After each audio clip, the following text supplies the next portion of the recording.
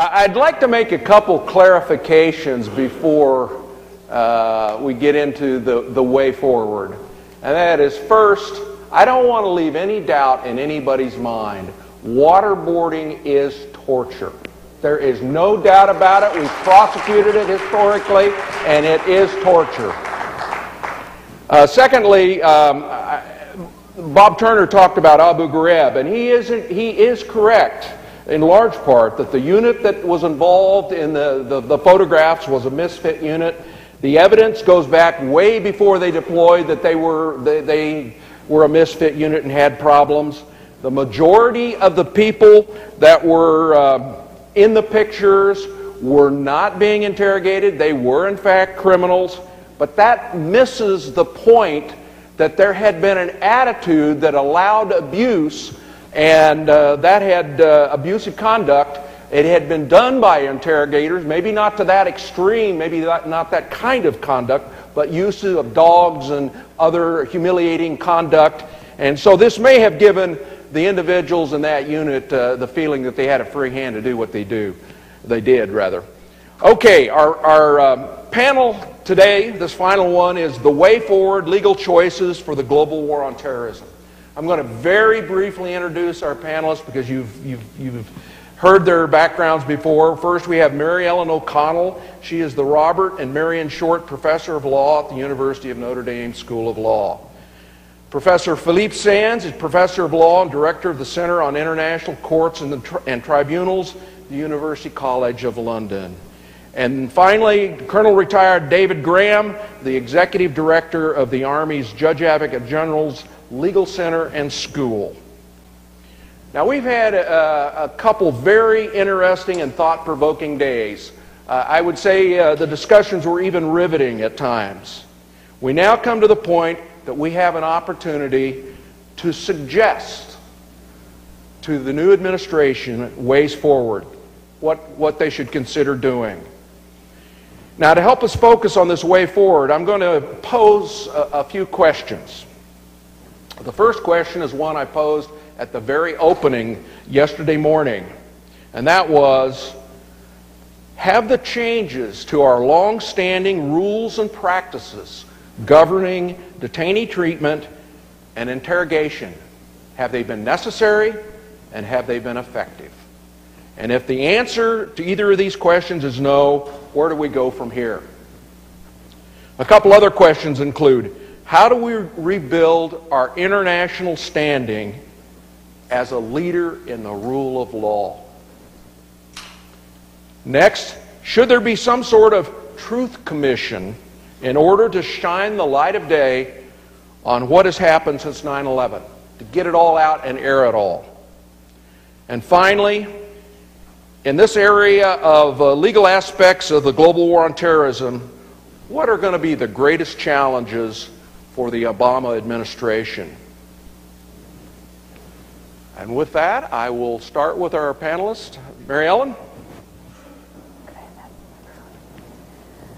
Well, I thought I would try to come up with a 12-step plan for the United States on these issues, but I've only come up with 8, and I'm going to mention them very briefly, and they go from the broadest to the most specific, but I think they'll answer your 3 questions, Dean. First, let's recommit to the rule of law in this country. Let's recapture a tradition of commitment to international law that was present at our founding. The drafters of our Constitution were very knowledgeable about international law. They included treaties as a supreme law of the land. They gave Congress the duty to define and punish crimes against the law of nations. They were men who knew international law, and that was our tradition until the 1960s, and then we got off track. We got off track, I think, particularly because realists in the schools of international relations in this country were telling our leadership that we were the biggest gorilla on the block. We didn't have to listen to international law. We were the exceptional nation. We were above it. And at the same time, our civil rights movement was riveting the attention of constitutional law professors inward to our Constitution and to the civil rights movement that we needed. And as a result of that combined movement, the subject of public international law declined in our law schools. And I think we've now produced a generation of judges who know very little international law, who don't understand the importance of it to our country, and who are befuddled when they get a treaty question, who don't know what customary international law is and certainly never heard of a general principle. So I think we have to, just in a basic way, the way that we did after Vietnam in terms of our military, where we recommitted to the international rule of law, we instituted a rule of law program. I think that has to go throughout our law schools nationwide, rebuild our expertise. And I'm not talking about just knowing human rights. You have to know what a treaty is. You have to know what customary international law is.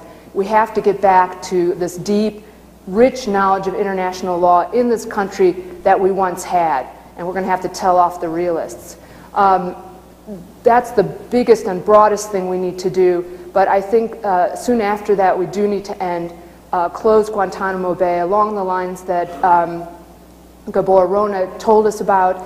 I think we have to, even before that, end the global war on terror. As Bob Turner has said, let's just declare that we have won that and end it, or declare it over, and then we don't have to talk about whether we've won or lost. It's been a very misguided concept from the beginning, unnecessary, and we now know, I think, counterproductive. Fourth, we have to go back to that rule of law program in the military. I'm afraid that with the country drifting in international law and our leadership and our courts, we'll have to go back to that and reinvigorate why the rule of international law is so important to our military. As I heard some of the other panels, I remembered that wonderful article by Hayes Parks, Why We Teach the Rule of Law in the Military. It is so important for our forces in every respect, in terms of discipline, in terms of morality, in terms of legality, and we have to get back to that.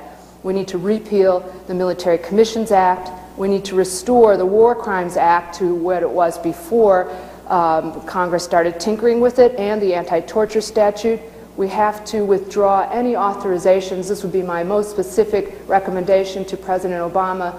Withdraw any authorizations that may be out there to use methods of interrogation other than those approved under international law. I'd go back to 3452 for everyone, especially the CIA. And finally, we have to prosecute those who are guilty of the most serious war crimes, even to the top. That will send the immediate message that we are serious about this law. I don't think other countries are going to do it.